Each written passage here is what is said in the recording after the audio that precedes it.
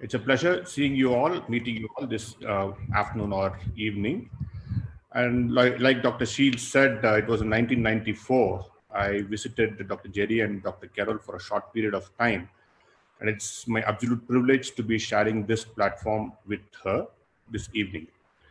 So let's look at multimodal imaging in intraocular tumors, the new paradigm.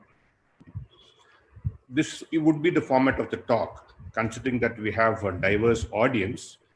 So there'll be a slide which talks about the current standard of care as far as imaging is concerned, and then what new we are doing in these tumors. So we'll be dealing with retinoblastoma, uveal melanoma, vascular tumors, and lymphoma. Retinoblastoma, as soon as we see the child in the clinic, we would do an ultrasound to confirm the diagnosis and also advise a MRI. Earlier, we used to do CT scan, but MRI is the current standard of care. MRI confirms the diagnosis of the tumor and also tells us if there is any extraocular extension, an extrasteral tumor, or invasion into the optic nerve. And more importantly, it also tells us if there is going to be a midline intracranial tumor or a metastasis to the CNS. Wide field imaging allows the follow-up of these patients. For instance, there's a tumor here. What happens to this tumor once we do the treatment is very well imaged by the wide field imaging. And in select situations, we would be doing a fundus fluorescent angiogram as well. The fundus fluorescent angiogram tells us if it's a residue or a recurrence of the tumor. If it's a residue, it will be staining with fluorescein. But if it's a reactivation of the tumor, it will show intrinsic vasculature which leaks. Dr. Munier showed the utility of UBM. So when there's an anterior retinoblastoma like what we see here, the anterior chamber is filled with seeds, we would be doing a UBM to see where the tumor is, whether it's involved in the ciliary body and how much of pars plana is involved. So what is new? So UBM, we saw Dr. Munier's presentation. He uses UBM in almost all the patients. So what does UBM tell us? In which part of the pars plana it is safe to enter the eye. So if there is vitreous seeds close to the pars plana, if there is a solid tumor, or if there's a retinal detachment, those are the areas you would want to avoid. But like you can make out all these even in the absence of a UBM. A nicely dilated pupil and a good fundus examination will tell us where there are sparse vitreous seeds, and you can enter the vitreous cavity in that particular area. And this is a video which shows how we go about giving the intravitreal injection. And in addition to whatever cryotherapy we do, what I do is to give a subconjunctival distilled water. Distilled water is tumoricidal as far as retinoblastoma is concerned. So I have a modified technique of giving subconjunctival distilled water, as well as immersing the eye with distilled water for about 3 minutes. What else is new is the utility of handheld OCT in retinoblastoma. So under GA, we can screen the eye with handheld OCT. The advantage is it identifies clinically invisible tumors. So for instance, we see a very small tumor here, which is less than a millimeter in size, which would be extremely difficult to pick up on clinical examination. This is particularly useful when we are screening a child known to have a familial retinoblastoma. So one eye may have an obvious tumor, the other eye, when we screen, it can pick up such small tumors, which if they are very close to sensitive areas like the optic nerve head or the fovea, can be treated much earlier before it starts creating an issue. In addition, the OCT can show us if there is a recurrence within a scar. A choroidal scar post-laser treatment or cryotherapy can be difficult to make out if it's a recurrence or it's a scar tissue itself, and the OCT can show us that if it is indeed a recurrence or not. And a perifoveal tumor like this, so we would be treating this with chemotherapy because we wouldn't be wanting to do any focally destructive treatment like a laser treatment, which can have a deleterious effect on the vision. So these tumors, once they regress with chemotherapy, whether they're reactivating, would be shown very well with the handheld OCT. And of course, the foveal integrity can be made out on the handheld OCT. I have no personal experience with the handheld OCT. Now let's move on to melanoma. The current standard of care is do an ultrasound in the clinic and an MRI. The ultrasound will show us if it's a dome-shaped or a mushroom-shaped lesion with low internal reflectivity, choroidal excavation, and optical shadowing. And the melanoma on the MRI will be hyper in T1 weighted image and a hypo in T2 weighted image. We would also be doing UBM if there is a ciliary body lesion like what we see here. It's a very small lesion which is involving the ciliary body, but then this was a full thickness scleral invasion was there and the tumor was extending into the subconjunctival space where we are doing a full thickness eyeball resection. So the management decisions can be made out by the UBM imaging. So what is new as far as uveal melanoma is concerned? Mahesh, are you able to hear us?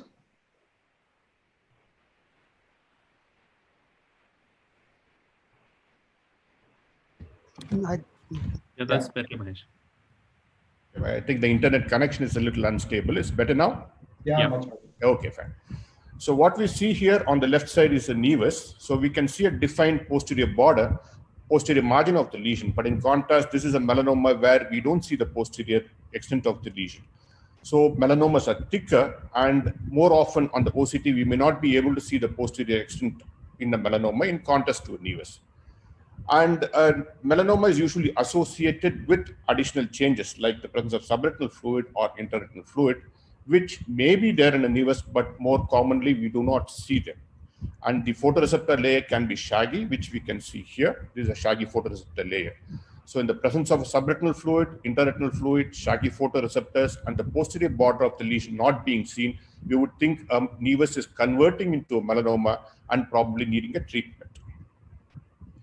Here we see a choroidal nevus, which cannot be seen as an elevated lesion on the ultrasound.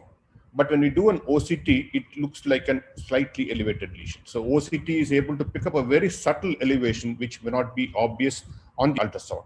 What is important, these lesions which have been shown to be elevated on OCT, but not on the ultrasound, have been shown to grow. So these lesions where we see an elevation on the OCT would have to be followed up closely because they are likely to grow. So here we see a vitrectomy and a biopsy of a tumor. So Grewal et al. Have published the use of an intraoperative OCT. Once again, I have no personal experience with an intraoperative OCT. Here they have found that like using an intraoperative OCT during the process of taking a biopsy makes it particularly safer. So here we can make out that the instrument which we are using to take a biopsy has cleared the retina, has gone into the tumor and not too deep into the choroid, but exactly within the lesion, and we can take a biopsy. So this way, an intraoperative OCT during a biopsy can make it safer. We have been working quite a bit on the optical coherence tomography angiography in tumors. So with the OCTA as well, we can differentiate between melanoma and a nevus. So here what we see here is a melanoma and this side is a nevus. Melanoma, the vasculature has an ill-defined margin. So we can see here it's an ill-defined margin, but in contrast, the nevus has a very well-defined margin. The choriocapillary layer is hyporeflective in a melanoma, whereas it is hyperreflective in a nevus.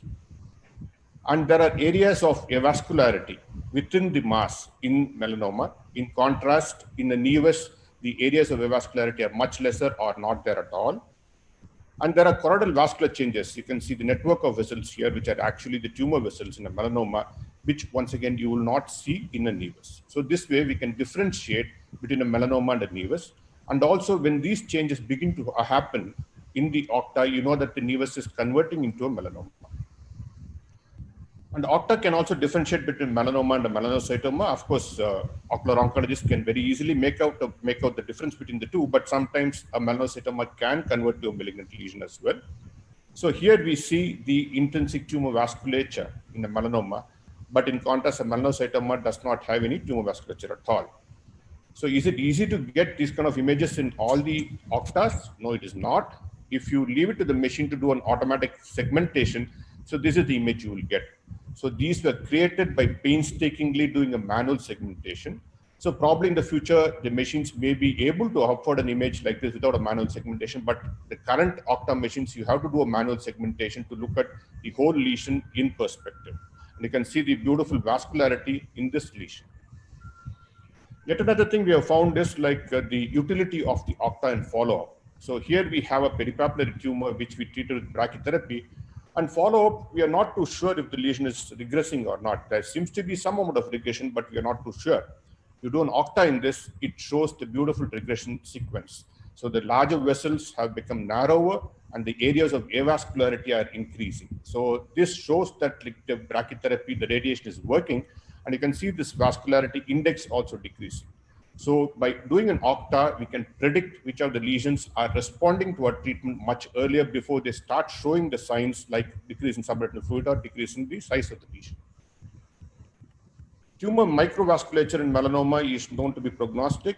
On histopathology, we have seen that like the multiple loops and anastomosis can be prognostic. And right now, we can see the tumor vasculature beautifully in OCTA in select situations if the tumor is not too elevated. But then like over time, we should be able to look at these prognostic markers based on the OCTA itself. And maybe we will be able to prognosticate which particular melanoma is what has a potential to have a metastatic disease. We'll move on to vascular tumors. We have a solitary circumscribed choroidal hemangioma here. The usual imaging we will do is a color photograph, fundus fluorescent angiogram, and an ultrasound. And in the presence of a phacomatoses like a Sturge-Weber syndrome, we will do a neuroimaging to see if there is any CNS involvement. What is new? So the optical coherence tomography in these lesions predicts visual recovery. For instance, this patient has been having this detachment for a long time. So we can see the ellipsoid layer is gone. There is schisis, there is intraretinal cystoid spaces along with subretinal fluid. So we can predict that this patient post-treatment is going to have some limited visual recovery only. And this is post-treatment, we can see the subretinal fluid, the exudation, and the intraretinal fluid is subsided. So that's another indication for OCT. It tells us if the treatment has worked or not. And the OCT can also differentiate between hemangioma and melanoma. In hemangioma, the choriocapillaries are preserved, but in melanoma, they are invaded and the choriocapillary layer is not there. So in an amelanotic melanoma, which is mimicking a hemangioma, OCT can be a marker to say that what is what. So here we see a patient who has a nevus flimmus on his face, but then the fundus looks almost normal. But when we were to run on OCT, it shows that there is indeed a diffuse choroidal hemangioma. It has not resulted in any exudation. And the catsup fundus appearance is also not very obvious, but the OCT shows that there is indeed a diffuse choroidal hemangioma. So this is the fundus appearance of the same patient, the right and the left eye. You can hardly make out if there is a tumor, but we do an OCTA, you can see this tumor vasculature beautifully. So the OCT and the OCTA tell us if there is indeed a very subtle choroidal hemangioma, diffuse choroidal hemangioma in such patients. Now, yet another thing we found is like these are three different circumscribed choroidal hemangiomas, and these two are showing an associated exudative retinal attachment, and this is an inactive tumor clinically. So what do we see when we do an OCTA? We see the areas of avascularity are more in an inactive tumor. So this tumor, which shows this hyperreflective mass of vessels and the like little increased areas of avascularity, and here you see gross avascularity. More the avascularity, more the signal void areas, these tumors are less likely to leak.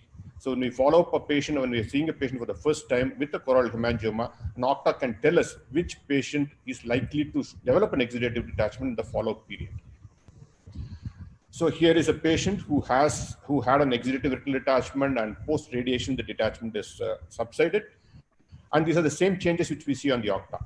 So the areas of avascularity and the signal void areas are increasing, indicating that this is indeed an indication, this is indeed the sign to show that the treatment is working and these tumors are not going to leak in the future. Let's move on to the retinal hemangioblastomas. So usually we do a fundus fluorescent angiogram, which will identify the subtle tumors which are not seen on clinical examination, very small tumors, and then we go ahead and do a laser photocoagulation. And of course, like if it is a VHL, a phacomatoses, we would do a neuroimaging, we would do an abdominal scan as well as a urinary catecholamine at a particular defined intervals to see if these patients are developing any other serious life-threatening disease. Now coming on to the new paradigm. So here we see a patient, like you can see small tumors in these two images, but in these two images, we can hardly see the tumor, isn't it? This is the situation when we would do a fundus fluorescent angiogram. And we can do an OCTA and pick up these very subtle lesions. So the OCTA picks up clinically invisible lesions in this VHL disease. But the only limitation is we don't have a wide angle OCTA at the present moment, so we may have to do multiple quadrants. But with time, we should be getting a wide angle OCTA, and we can replace the fundus fluorescent angiogram with OCTA in this situation. So here we see a lesion in the peripapillary region. We are not too sure what it is. It's just an elevation. But we do an OCTA. We know that this is a vascular mass and connected to the retina, indicating that this is a juxtapapillary retinal capillary hemangioblastoma.